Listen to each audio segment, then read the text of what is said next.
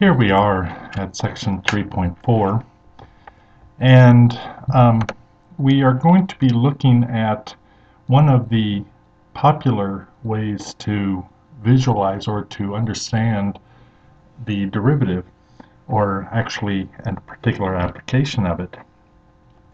And we begin at least with the first three problems. First three problems are, we have this item, whatever it is moving along a coordinate line. And it doesn't matter if it's horizontal, vertical, or whatever, but basically we have this point. It's just moving along, then it does one of these things, and then it moves. It does whatever it needs to do. It just moves along there. And it all depends on what time from the start will determine exactly where it's at. And it can bounce back and forth and all that stuff. So how we do this, if we look at example number 1, s equals negative t cubed plus 7t squared minus 7t, and we are told specifically that t is going to range between 0 and 7. And what we need to do is we need to first of all find the body's displacement and then the average velocity for the given time interval. Well, the body's displacement means is where did it start, where did it end, and that's the displacement. In other words, how far did it move? I mean, it may have moved several units more, but where did it end up? I mean, where was the final difference between where they started? And so all we need to do here is to first of all figure out, okay, where did it start? Well, according to that, s of 0 would be negative 0 cubed plus 7 times 0 squared minus 7 times 0, or 0. So it starts at position 0, whatever that may be. And you know, it may go this way and left and right and stuff like that. It moves a whole lot more, but the question is, where did it end? And it ended right here at negative 7 cubed plus 7 times 7 squared minus 7 times 7, which equals, after it's all said and done, negative 49. So its displacement is negative 49. It moved, in essence, if it started here at 0, it moved 49, or it ended 49 down here. Now, chances are it went like this, and this, and this, and this, but that's where it ended after 7. Now, that is the body's displacement. The body's displacement is negative 49. The average velocity, well, we know that it went negative 49 over how much time? Well, over 7 seconds. And so negative 49 over 7 would be negative 7. And so its average velocity would be negative 7, let's see, meters per second. And this would be meters. And where I got that information from is I finally read the directions, and it says s is in meters and t is in seconds. So now, if we would actually look at what is the graph of its velocity, and that's what number 2 is asking us to do. The velocity says, okay, we're going along, our velocity is negative, which basically means we're moving to the left. And then we're going to stay there for a while. And then we go up very quickly. And so all of a sudden we're going forward. And then we stay at that speed for a while. Then we come down, and then so we are absolutely stopped right there, and then we take off, and then we just keep on picking up speed over and over again. We have to understand this is the velocity and this is the time, and so we have to understand what's going on here. If the velocity is negative, then actually what we're doing is we're moving backwards. So if we look at what's going on here, maybe we start right here. Then we have a negative velocity and it gets faster and faster, but then it stays at that speed for a while. Then all of a sudden it starts to slow down, and then at this point right here, it's going to change directions and go this way, and it's going to get faster and faster and faster, and then it's going to stay at that speed for a while, then it's going to slow down pretty quick, and then it's actually going to stop right there, stop, and then take off again in the positive direction. So the question becomes, where does the body reverse direction? Well, we're going left, left, left, left, and then we're going left still at a pretty good speed at -2. And then we start slowing down, slowing down, slowing down. Then we go in a positive direction, or a positive velocity. So that means we reverse directions right at that point, which is at 4. Then we go faster and faster to the right. We stay at that speed for a while, and then we slow down, slow down, slow down until right there we're stopped, and then we take off again in the positive direction. So that means we're still going to the right. So we really don't reverse our direction. We just stop for just a slight moment, and then we take off again. So the only place that we actually reverse direction is at 4.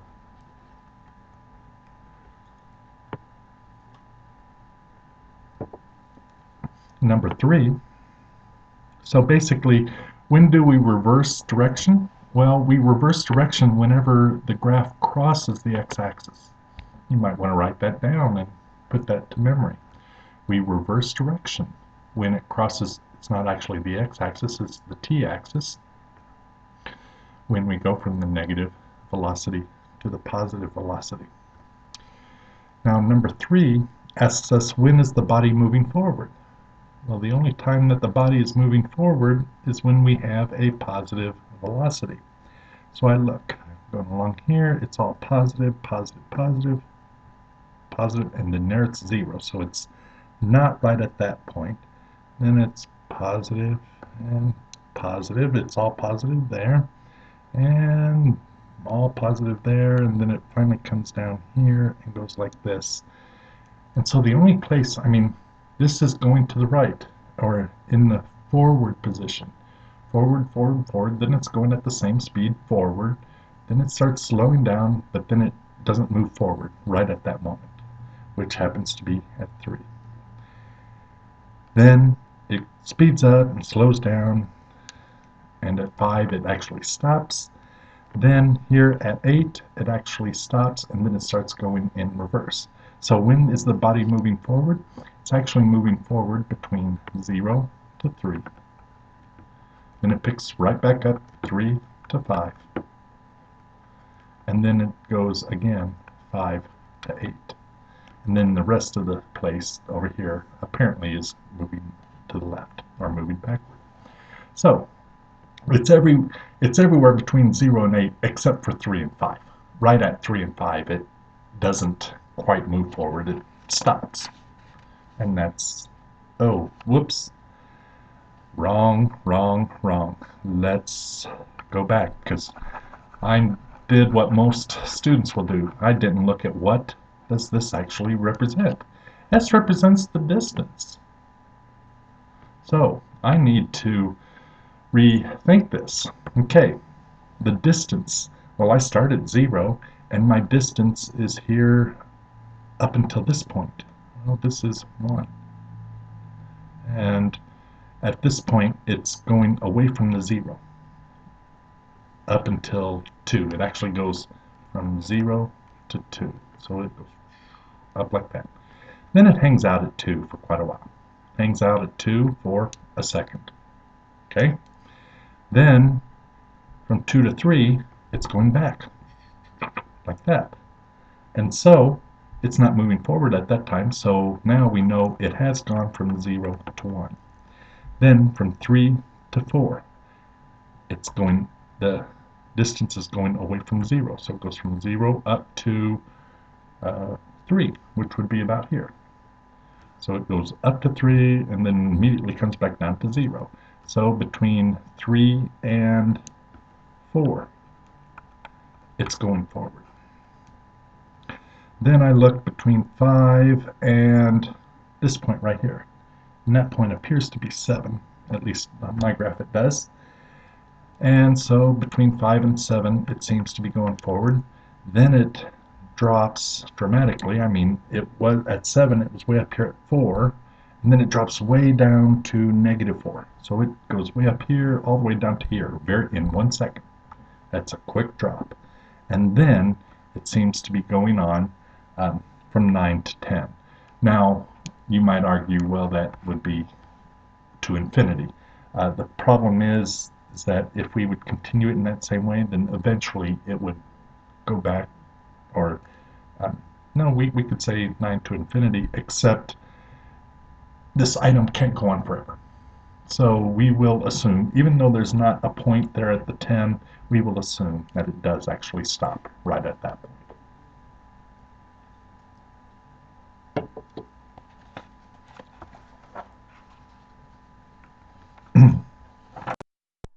Okay, now the graph for number 4 is really probably going to be one of the most problematic, one of the most difficult problems to decipher.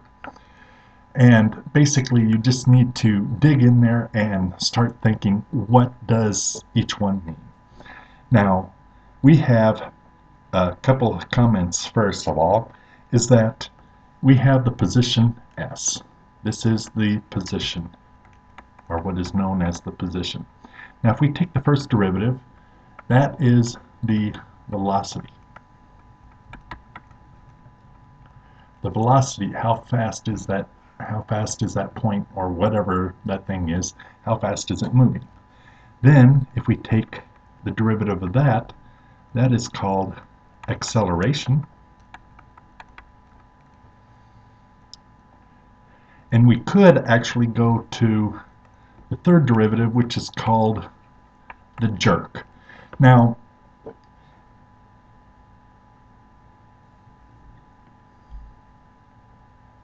we need to realize that the derivatives are just talks about change, the position. How can we describe the difference in position? Well, that's velocity. The difference in velocity, in other words, from 1 second to the next, how is the velocity changing? That's called acceleration. And then actually, how fast is acceleration changing at any given moment? That's called the jerk. And if you think about it, what happens when you first, if you're at a dead stop and you immediately start, you get a little bit of a jerk, and that's a jerk, or the jerk. Now, what we need to do is we are given several different graphs, A, B, and C, and we are asked which one is the position, which one's the velocity, and which one's the acceleration. Now, we know that S would be the position, the first derivative would be velocity, the second derivative is acceleration, and we really don't need to worry about this one. But the trick is which one belongs where. So I'm going to try and draw these. This, in my opinion, is B. Then we get something that looks like this, which would be A. And then we get this one that looks like, or I will call that C. Now I'm going to start an assumption. I'm going to assume that S is B, the simplest one. Now if S is B, we look at this and I say, okay, the slope of this. The slope appears to be 1. Well, the slope would also be the velocity, because the derivative, we're looking for the slope. So if B actually was S, then the derivative, or the velocity, would be a straight line going across, because it appears to be slope of 1. So it goes straight across like that. So since none of those show up, that means my assumption was wrong. I can't let S equal B. So I need to get rid of that assumption. And the question becomes, what are we going to assume next? And then we're just going to check it out. Let's suppose that it would be, I don't know, C. Let's say S is equal to C. Well, if S is equal to C, then I look, okay, what does this slope appear to be about right there? Okay, that appears to be 0. Oh, so right at that point, the slope would have to be 0, so that'd be that point. Here, right about at this spot, the slope appears to be maybe 1, so that would be maybe, right there. So it looks like if s is c, then that means the velocity would be b. And then the question becomes, what would the acceleration be? Well, we've already proved or shown that if this is a graph, its derivative is nowhere to be found. So velocity can't be b. So that means my original assumption, which was the velocity is c, or s is c, not velocity. So I need to get rid of that. I need to get rid of all this. And we have to try with the only thing that we had left to do, and that is, let's let s equal the graph of a. Now let's look at a. A, if I look at this, okay, I look at this slope right about there. Okay, that's certainly negative, and it appears to be negative substantial. Maybe about there. About here, I have slope of 0.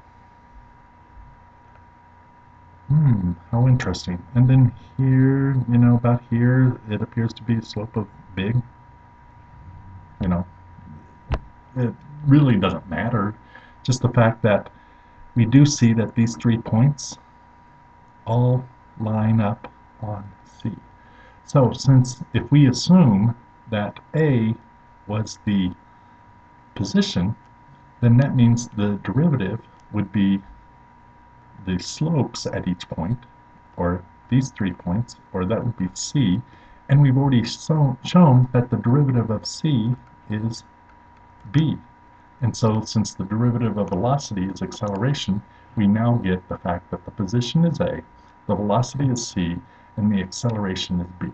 And it's just a matter, you have to look at the slopes, and one time you look at the slopes, another time you look at the actual values, and like I said, this is the most confusion, and this is the thing that we're probably going to have to spend some time in class really, really looking at it a little bit closer.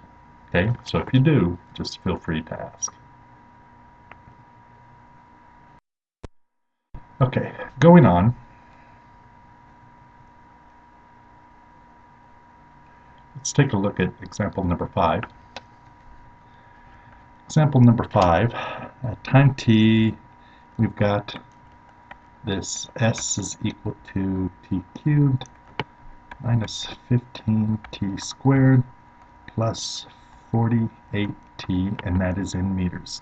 And we want to find the total distance traveled by the body between t equals 0 and t equals 3. Now there's a couple things that we need to do here first. First of all, we need to determine what's its velocity, because realize what may have happened is this. We may start out at 0. In fact, that's what we do, because all I have to do is plug in 0 real quick, and I see that we start out at 0. And then what's going to happen is it's going to go up for a while, and then it may come down, or it might go down, and it might go up. But the question is, what's the total distance traveled? So we can't just say, okay, I'm going to start it at 0 and finish it at 3 and be done. That's its displacement. That's how much it moved in the end. But the question we are asking is, what's the total distance that was traveled?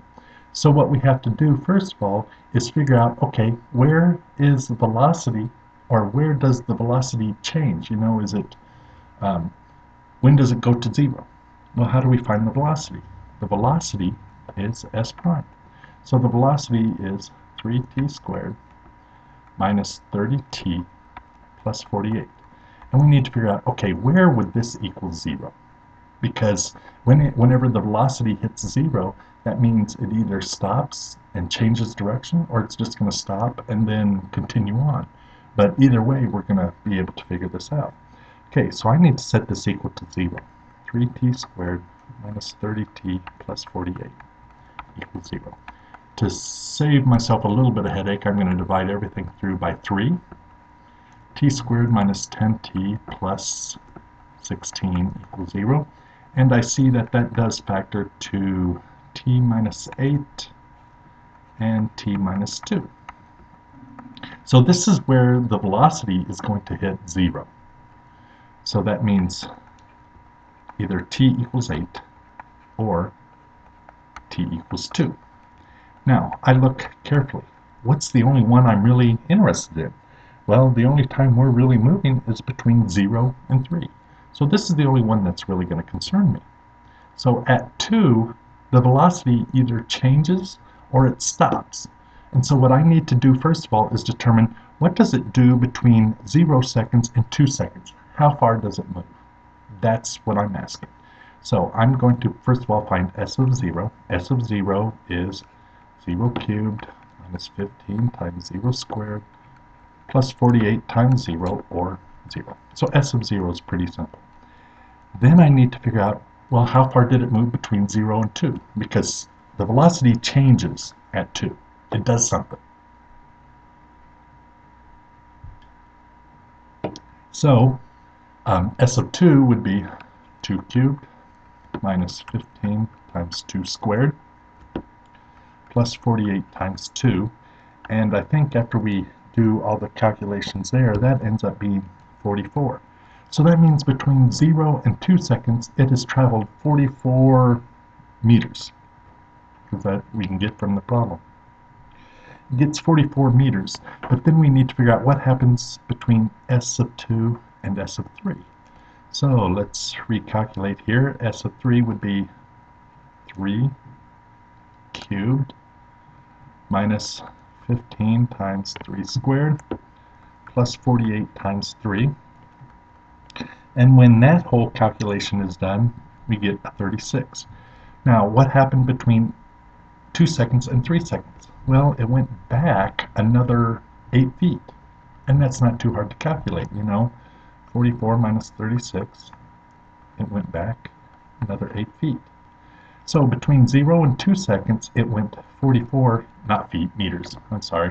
Between 0 seconds and 2 seconds, it went 44 meters. Then it backtracked.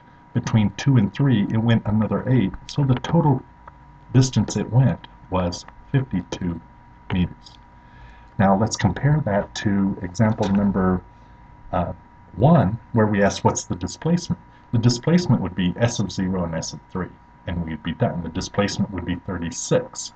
But we have to notice that it went all the way out to 44 and then came back to 36. So it traveled 44 plus 8, or 52 meters. Continuing.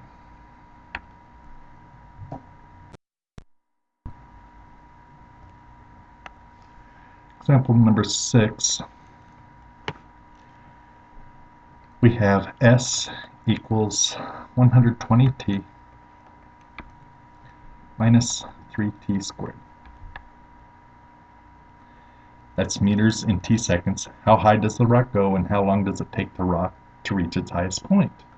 Okay, so this is a maximum problem. And we have to think about it. A maximum problem occurs when the slope is equal to 0. That's where the maximum occurs, is when the slope is equal to 0. So the first thing we have to do is find the slope. We find the slope by taking the derivative. So that would be 120 minus 6t. And we ask, where does that equal 0? Well, 120 minus 6t equals 0. Negative 6t equals negative 120. So t would equal 20. So that's when it occurs, because t is equal to 20. And it asks, how long does it take the rock to reach its highest point? That would be t equals 20 seconds. So we've actually answered the second question first. Then the question is, how high does the rock go? Well, we know it happens at 20 seconds, so we're going to find s evaluated at 20. And so it's 120 times 20 minus 3 times 20 squared, which I think in the end it looks like that would equal 1,200 meters. It's pretty high. Pretty high.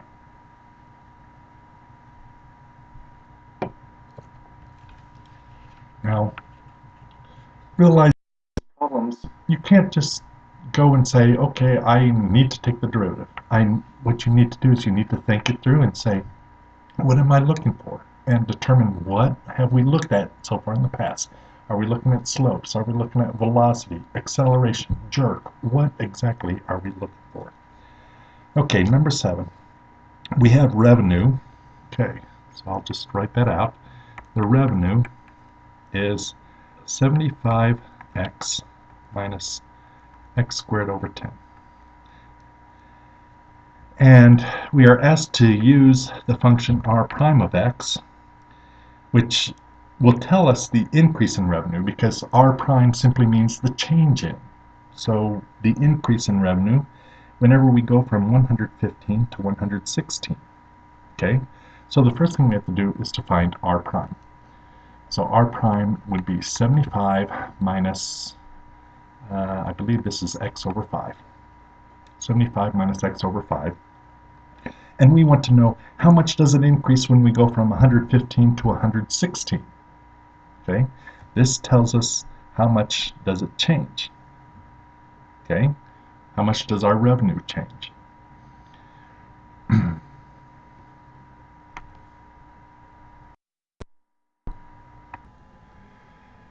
And once we get to this point, all we need to do is put in what value are we at, and we are at 115.